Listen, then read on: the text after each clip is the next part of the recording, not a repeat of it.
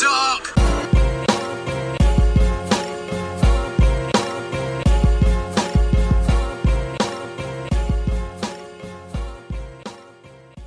Welcome everybody to another episode of Shot in the Dark. I am your host, John Siino Evil here. Let's get right down to it. So these two episodes of AEW Dark were taped before Revolution, but they did air after, so they're kind of like, well, I wouldn't say nothing shows, but obviously no storyline implications. And right off the top, I need to say that Revolution was an amazing pay-per-view, one of my favorite AEW shows, and I got to see it in a movie theater with friends and a crowd, and it was definitely a wonderful experience. First time watching a wrestling show in a movie theater, and I would definitely recommend it if you have a chance, if you can't see it at a bar or anything like that.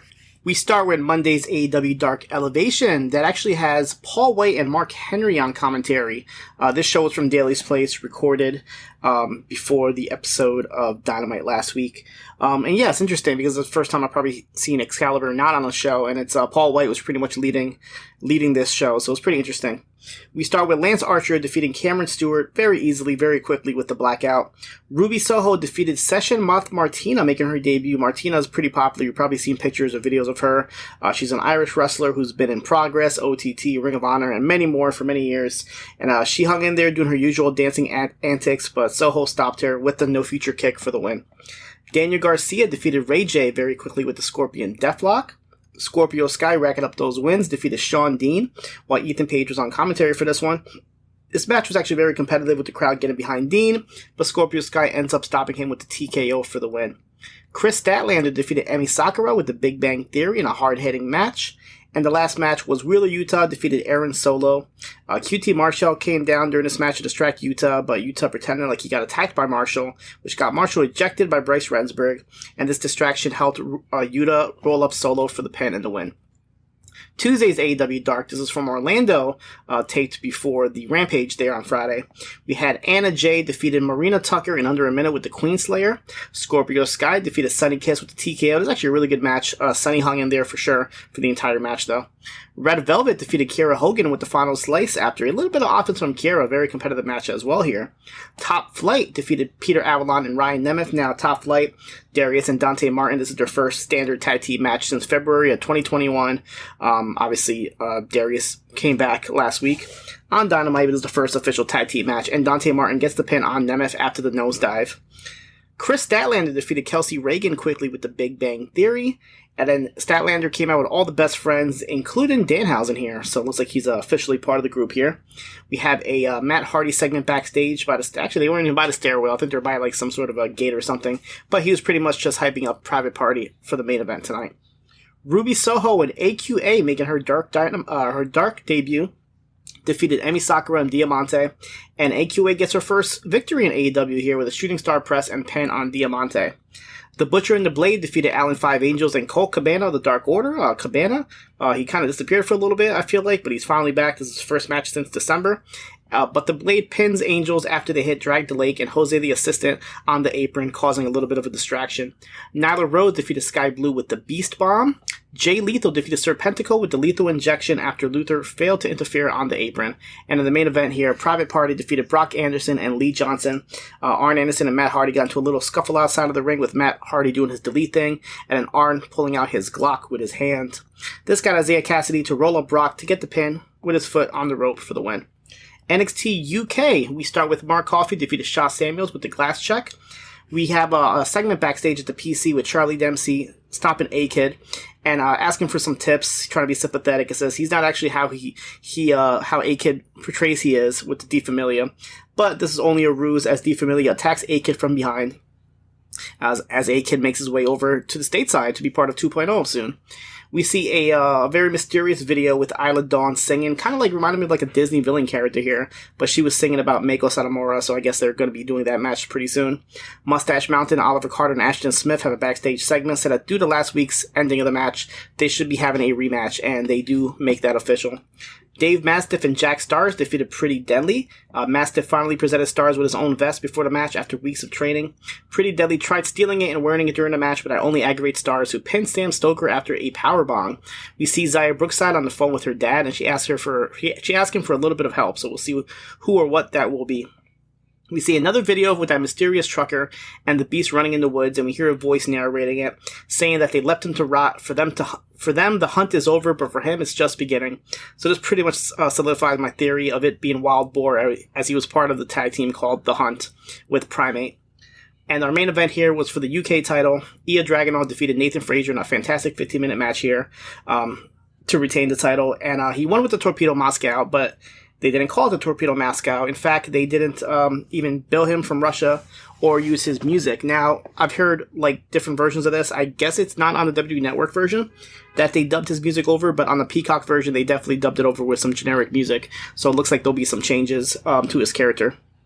We go to Impact Wrestling. This is the go-home show for Sacrifice. We have Brian Myers defeated Crazy Steve with the roster cut before the Impact. Steve Macklin defeated Eddie Edwards by disqualification after Edwards hit him in the head with a candlestick. After the match, the Impact roster came out to save Macklin, but Honor No More came out, and Maria cut a promo saying that Team Impact are brainwashed, and now that Eddie Edwards has come back to reality, it makes them question everything. And then Vincent and Heath went back and forth, and it turned into a match, which had Heath defeated Vincent with a wake-up call after Honor No More and Team Impact brawl in and out of the ring. Moose runs in to try to take out Heath, but he stops him with the wake-up call and pins him as Rich Swann kind of makes the 3 count. Obviously not official. Masha Slamovich defeated Rachel Ross in under a minute. Rachel Rose is from Booker T's Reality of Wrestling, and she has appeared in AEW Dark a couple of times.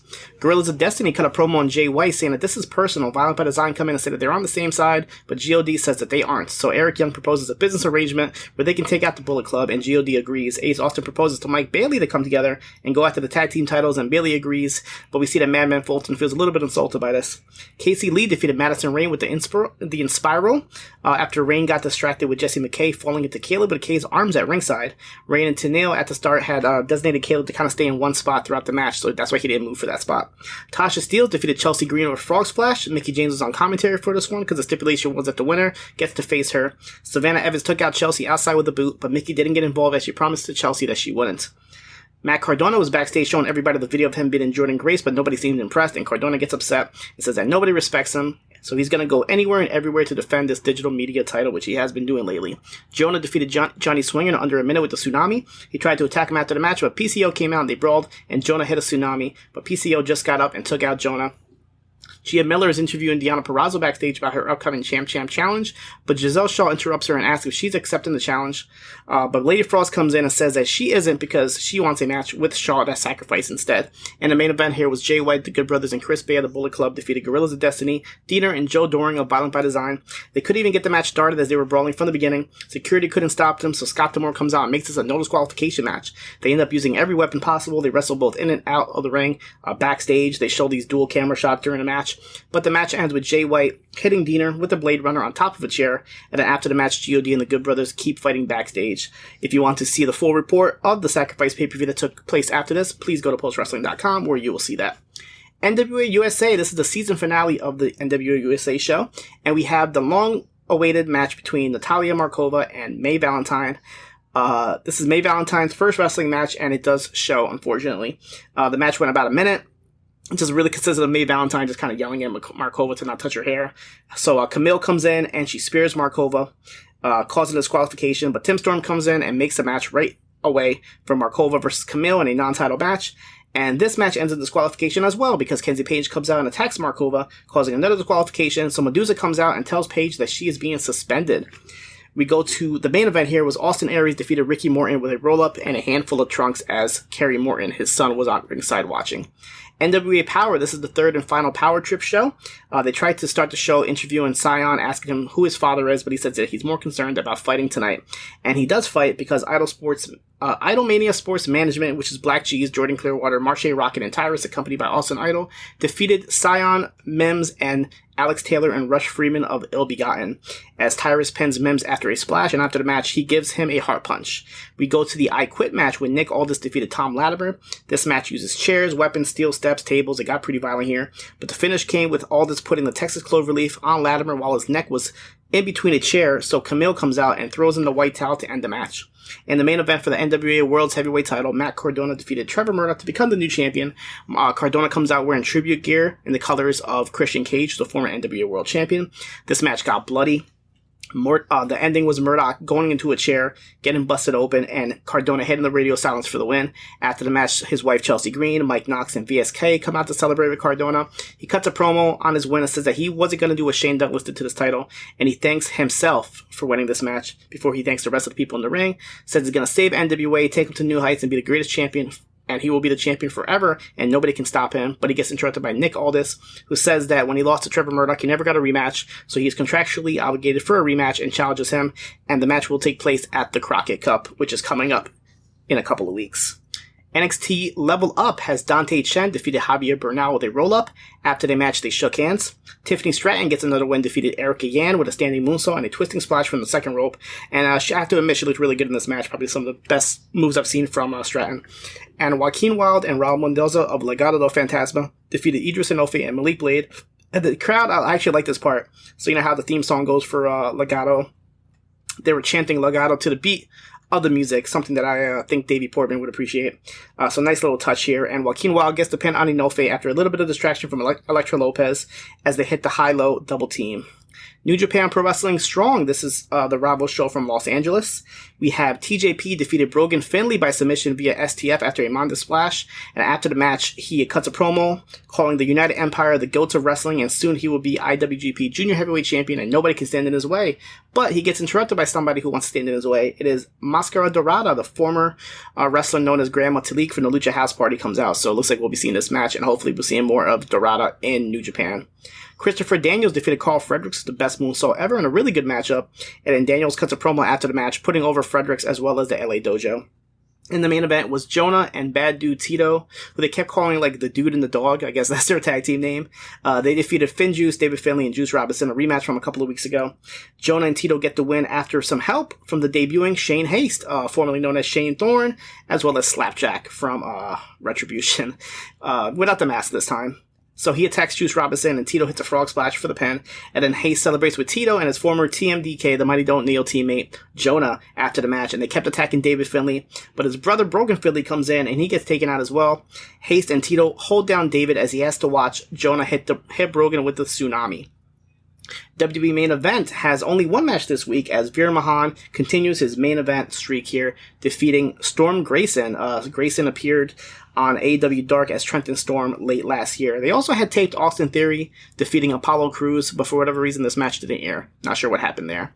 The WWE Network editions of the week were ICW Square Go, the 10th annual show, as well as Progress Chapter 129. This is a show that Davey Portman attended, so you actually will be able to see him front row if you take a look. They did not show the Ring of Honor Gresham match, but they did actually surprisingly include Karen Noor defending the Progress title against Shane Strickland, aka Swerve the Realist. So yeah, a little interesting here. I guess they probably won't be showing any Ring of Honor shows or matches on these Progress Network shows. Obviously with the purchase, I'm not sure how that's going to work. But it should be interesting because the main event for the next show is going to be Gresham defending his title against Karen Noor as a title for title match. So I'm not sure if they're just going to skip that or what. So yeah, so unfortunately it looks like we might not be seeing any Ring of Honor matches on Progress on the network anytime soon.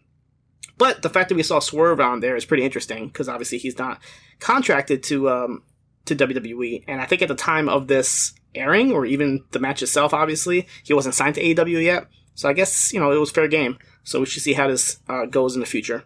That is it for me this week. You guys catch me here next week for another episode of Shot in the Dark.